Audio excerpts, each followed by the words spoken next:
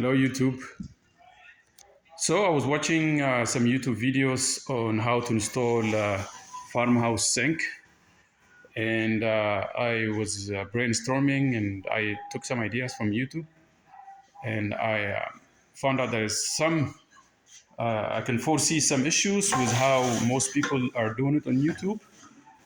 So I came up with a better way of doing it, making sure that it always gonna attached to the countertop firmly.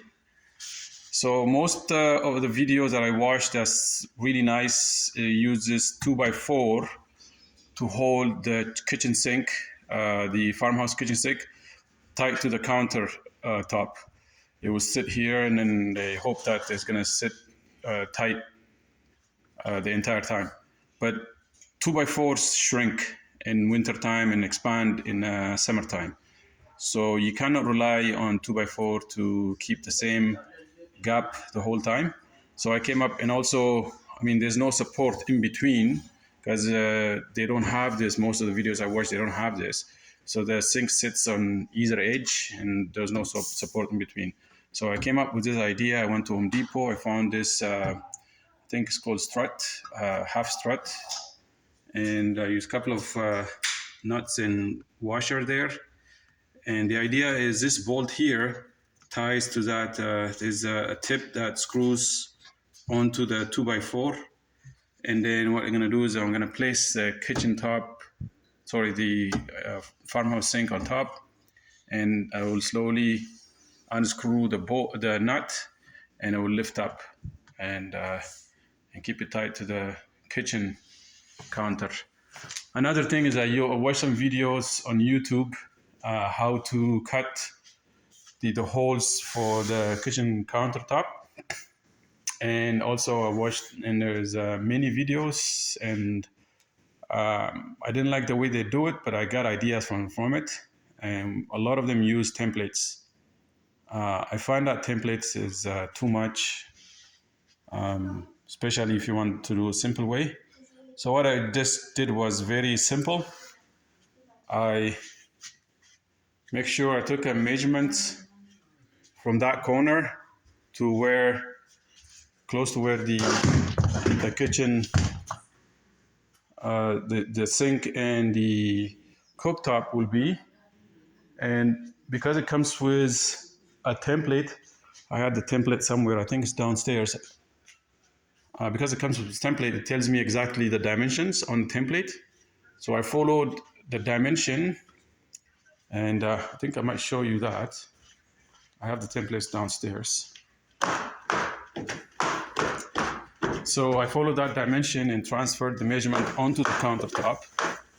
And so let me see.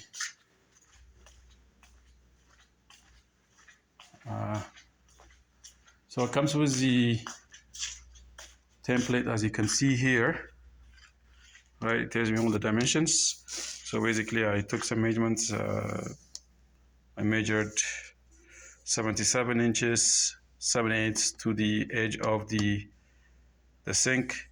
I know there's 30-inch gap, 31-inch gap from end to end. So I wanted to account for overhang. So I subtracted that, and I came up with 30.5-inch. So I measured those and transferred it using a pencil onto the back side of the countertop.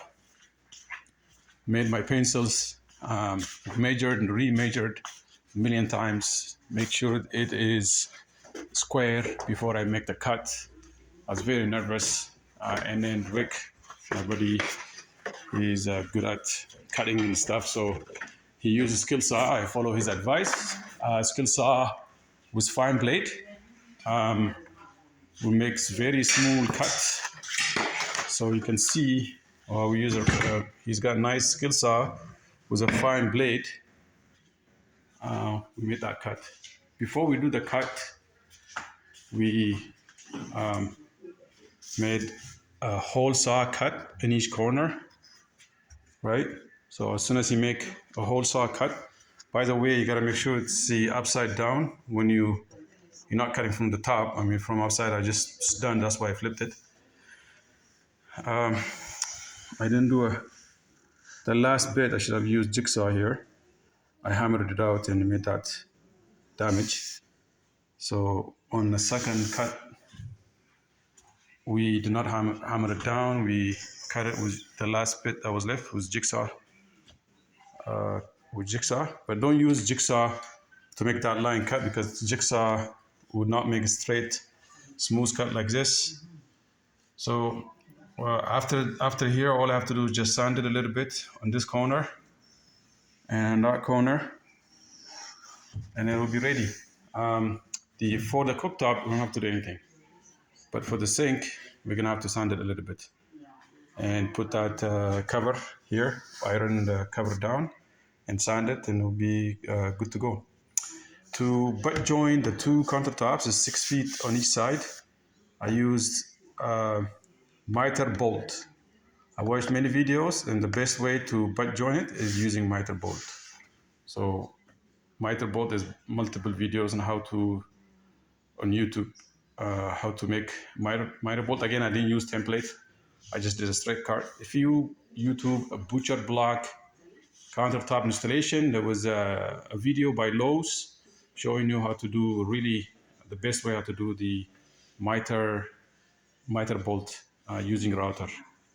So I used the router, a cheap router, and I did that.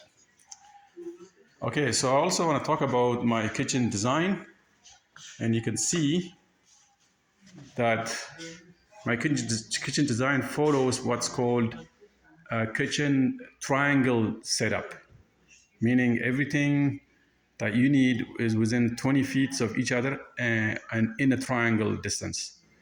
So I designed it so that, first of all, I started with a sink in the center of that window. So when you're washing your dishes, you can look the view outside. So it gives you a good view while you're washing your dish. And you move over, you have a workspace right there. That's a workspace there. And then you have a cooktop and another 18-inch workspace. Then you have your oven, your microwave above it, pantry, fridge. Then you move over your spices, right? And these are for various things, various designs. So I want to have everything in an organized way. And then here, your cereal and whatnot, and plates and cups. And right opposite of the sink, there would be a dishwasher, right? So you can see here, you're washing your sink, you're washing your dishes. You turn around, the dishwasher is right there. These be drawers. I like drawers, no shelves. The only shelf I have is on the other side of the counter. More majority, I try to use drawers as much as possible. So pots and another pots, spices, and you can see some pots here. This is where the cooktop goes, and over here is the workspace. So that's how I designed it. And that triangle design makes things much easier. And I want to have an organized kitchen where there's no mess. I mean, you can see this this island is 4 feet by 10 feet. This will be a place where a family gathers, eat, and will be nothing there. And and I will have to have a plug there every 3 feet. I think by code I have to have at least 2 plugs. So I have to install that. I will also have to install some the